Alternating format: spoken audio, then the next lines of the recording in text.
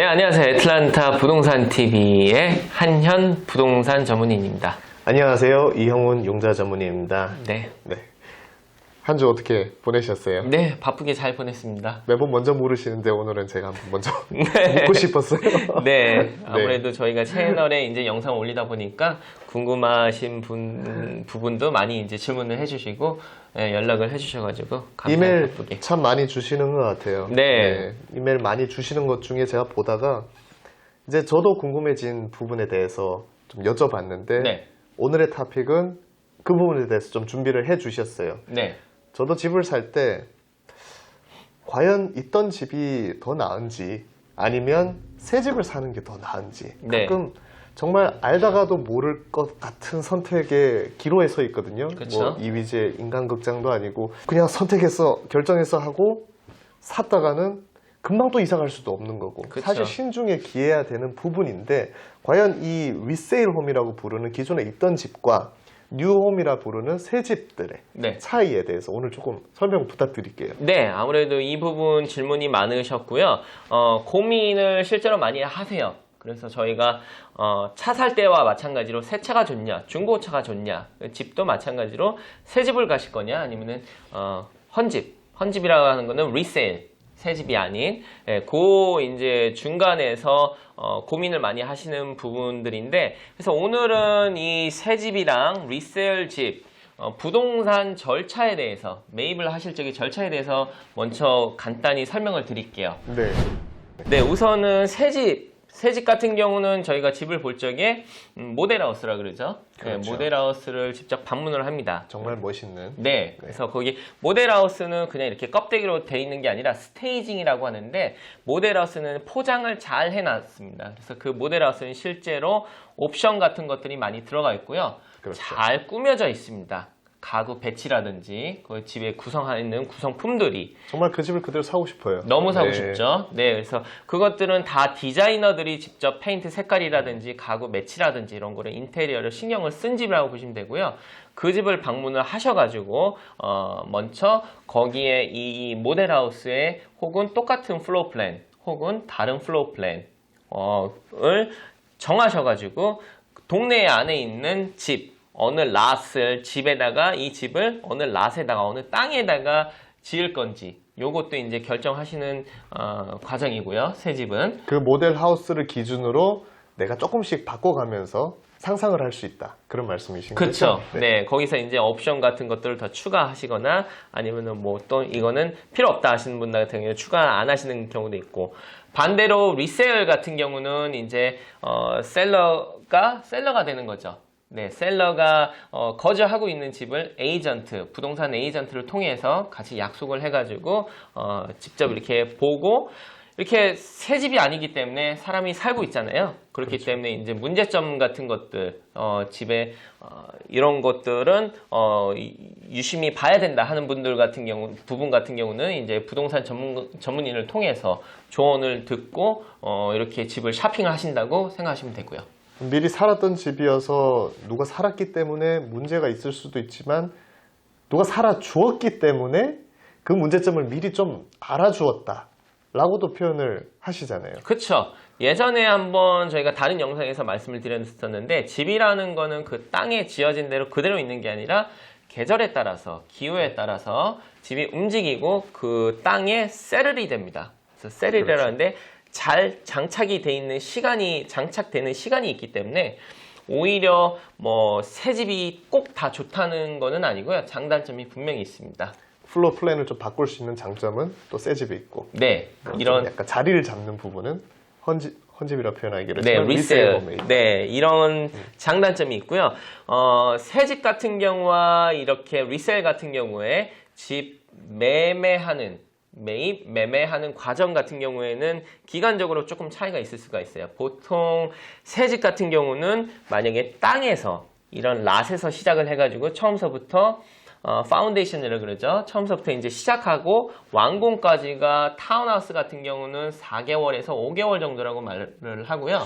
그리고 단독주택 같은 경우는 지하실이 있냐 없냐에 따라서 조금 차이가 있습니다. 그래서 지하실이 없는 경우에 보통은 5개월에서 6개월 정도를 예상을 하시고요. 지하실이 있는 경우에는 보통 7개월에서 8개월 정도를 예상을 하고 있습니다. 그래서 새 집 같은 경우는 이런 타임 프레임, 소유되는 시간이 있기 때문에 그거를 잘 다른 집에서 이사하실 경우에 잘 판단하셔야 되고, 반대로 리셀 같은 경우는 관건이 이제 융자죠. 융자를 끼고 주택 융자를 통해서 집을 매입하실 때 융자 기간이 가장 많이 소요가 됩니다. 그래서 보통 같은 경우는 30일에서 45일 계약이 되는 시점서부터 최종 클로징까지 30일에서 45일 정도라고 예상을 하시면 될 것 같습니다. 보통 융자 기간을 30일 정도로 잡는데 새 집의 경우 빌더가 콜사인을 줍니다. 이제 클로징이 임박하였다라는 사인을 줍니다. 그때부터 저희가 미리 준비해 놓은 상태에서 다시 진행을 시작하는 형태이기 때문에 이 빌더의 콜사인이 굉장히 중요합니다. 네, 그래서 융자 진행 같은 경우도 새 집 같은 경우는 처음서부터 5개월, 6개월이 걸리는데, 처음에는 이제 서류 작업 같은 거를 미리 준비를 하셨다가 방금 말씀하셨던 빌더 쪽에서 사인을 줄 경우에 본격적으로 시작이 된다고 알면 될 것 같아요. 제 기억으로는 빌더 측에서 집을 만들 때 4개월이다, 5개월, 6개월이다 이렇게 말씀하시는데, 솔직히 융자 회사 입장에서는 새 집을 짓는 건 누구 마음이다? 빌더 마음이다. 그럼요. 네, 빌더가 끌고 싶으면 끌 수 있다. 네. 계약적으로 문제가 있다 없다? 없다. 없습니다. 네. 무조건 빌더 마음입니다. 네. 그래서 참고를 하셔야 될 것 같습니다. 그 부분에 대해서는. 방금 말씀하셨다시피 이제 차이점이 새 집 같은 경우는 셀러가 빌더가 되는 경우가 있고, 주로 회사죠. 이제 개인이 하는 경우는 드물고요. 이렇게 빌더가 셀러가 되고요.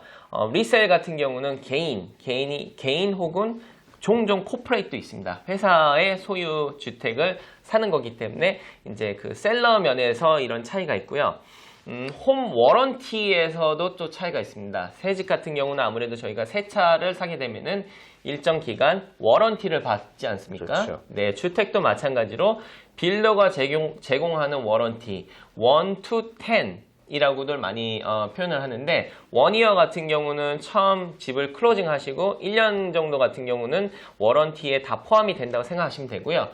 2이어 1 to 10에서 2이어 같은 경우는 시스템, 뭐 에어컨이라든지 플러밍 이라든지 이런 상하수도의 부분에 대해서는 워런티를 주고, 마지막 10이어 같은 경우는 건축, 그 집 자체의 건축에 대한 워런티를 10이어까지 주는 게 통상적이고요.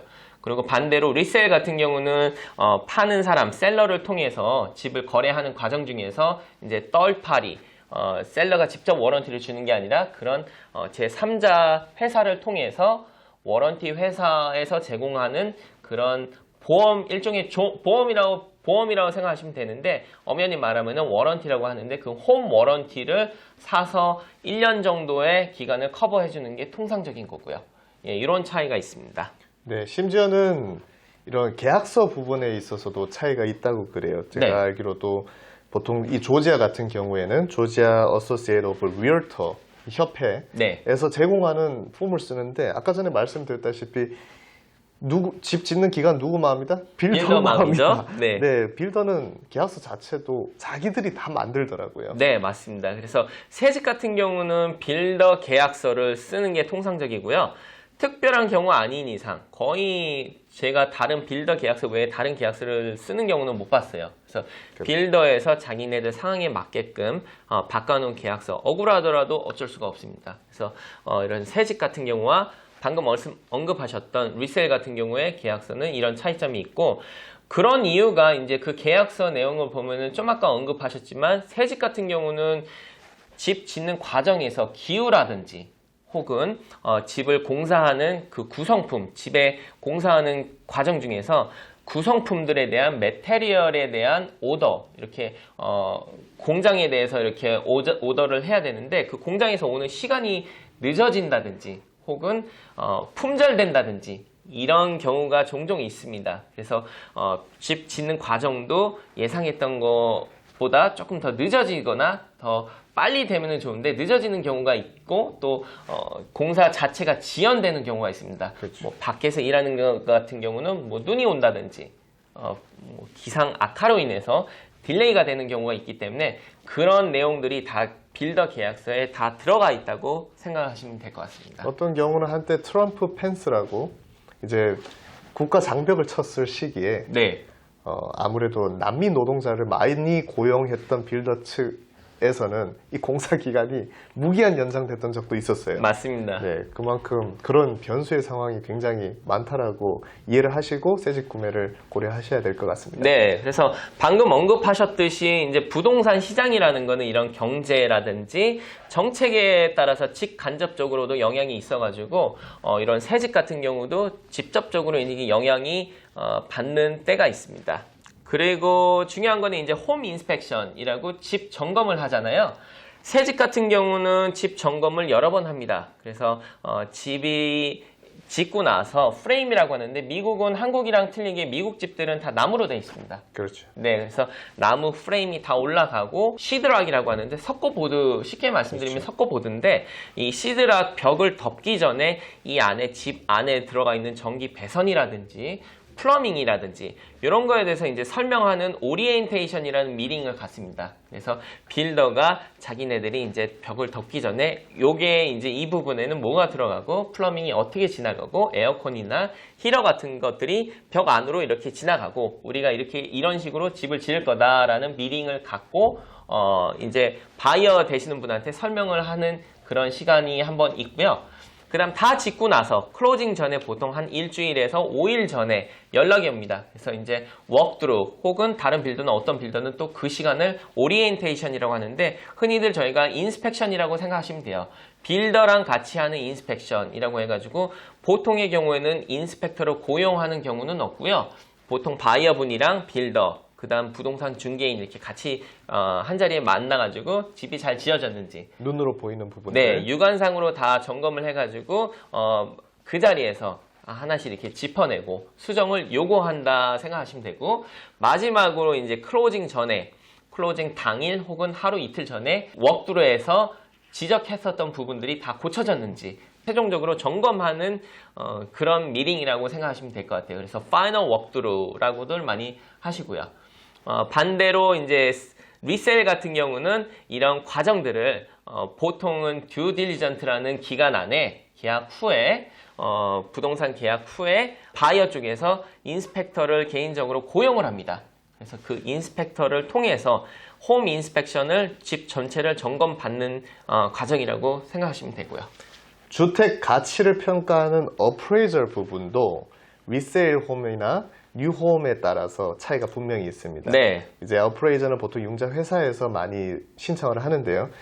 리세일 홈 같은 경우에는 딱 한 번만 하셔도 되세요. 네, 어떤 맞습니다. 경우에는 Property Inspection Waiver라고 주택 감정을 받지 않아도 그만큼의 가치를 은행에서 인정해주는 그런 방법도 있지만 많아야 한 번입니다. 네. 하지만 새 집의 경우는 뼈대부터 가기 때문에 감정사가 나갔을 때는 아직 뼈대밖에 없는 거예요. 그럼 이 주택에 대한 무슨 가치를 평가를 해? 지금 아직 다 지어지지도 않았는데 라고 하면서 다시 또 나옵니다. 다 덮고 나서 연락 줘라고 하고 갑니다. 그걸 파이널 인스펙션이라고 최종 점검을 하러 나오는데 최소 이렇게 2번 나오고요. 한 번 나오는 경우는 이미 지어진 모델 하우스.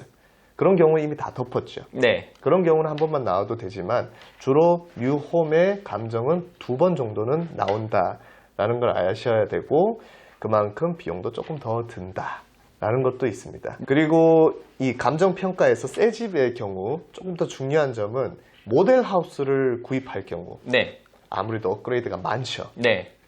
이 가치가 그 단지에 있는 다른 집만큼 잘 나오지가 않아요. 감정을 했을 때. 아무래도 그렇죠. 모델하우스를 구입하면 정말 완성된 집이라서 좋지만 감정사를 내보내는 은행 입장에서는 사실 썩 좋은 상황은 아닙니다. 아 이러다 감정 가치가 적게 나오면 어떡하지?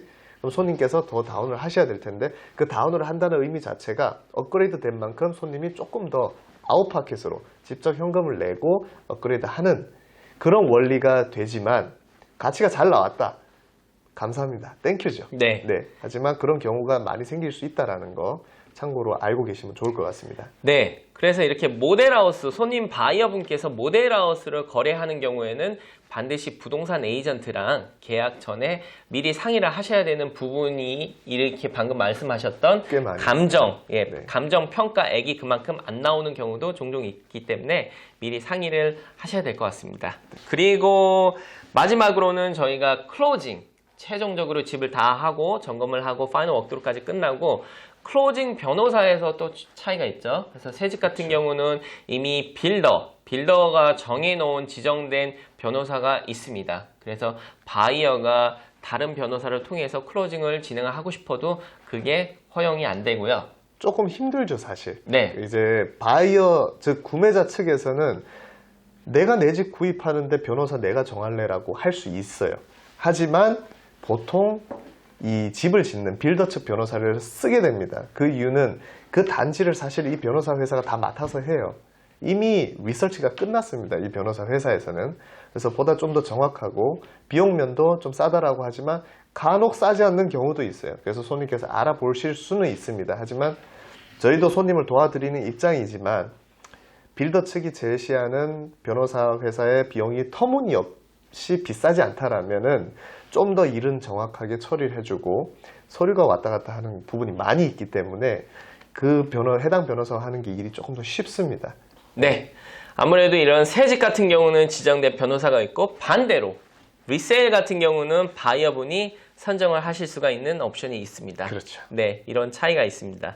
그래서 오늘은 이렇게 새 집이랑 리세일을 구입하시는 과정이랑 그 차이점에 대해서 조금씩 이렇게 훑어봤는데 가장 많이 질문하시고 바이어분이 궁금하시는 게 그렇다면은 내 이 과정을 다 알면은 내가 직접 새 집에 있는 모델하우스에 가서 모델하우스에 상주하는 에이전트를 통해서 집을 직접 거래를 하고 딜을 하면은 더 집을 싸게 구입하지 않냐 이렇게 궁금하시고 실제로 이렇게 많이 하시는 분이 계십니다.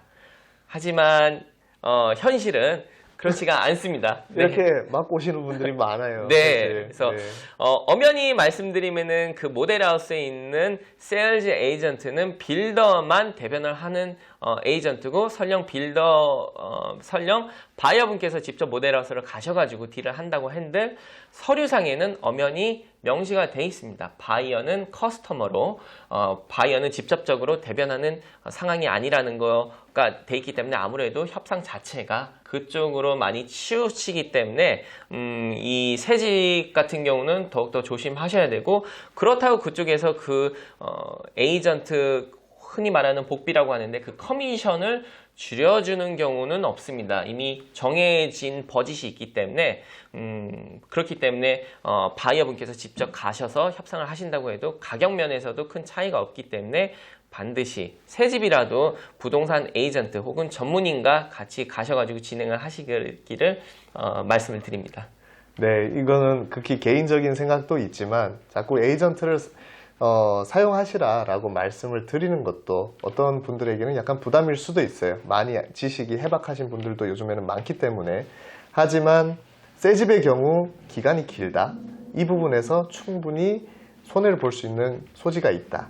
그리고 많은 우리가 모르는 부분들이 있다는 부분에서 에이전트가 있으시는 게 좀 더 좋은 것 같고요. 그리고 리셀 홈도 이미 있는 집이지만 온라인을 통해서 그런 형식의 사고 파는 형식을 하는 셀러가 있었다라면은 또 그 부분에 대해서 약간의 잡을 수 있는 것도 놓칠 수 있는 그런 많은 부분이 있어요. 네. 그래서 저는 개인적으로 에이전트를 통해서 하겠지만 또 궁금하신 부분들은 저희 BDS 창에 이메일로 많이 남겨주시면 그런 지식들 해박하게 잘 장착하셔서 좋은 딜을 하셔도 괜찮으시고 문의를 주셔서 에이전트를 통해서 구입하시는 것도 보다 더 좋을 것 같습니다. 오늘 이렇게 알아봤고요. 궁금하신 부분들은 이렇게 밑에 아래 댓글에 남겨주시거나 저희한테 이메일을 주시면은 또 그 부분에 대해서 성심성의껏 준비를 하겠습니다. 지금까지 애틀란타 부동산 TV 한현이었습니다. 네, 이영훈이었습니다. 감사합니다. 네, 감사합니다.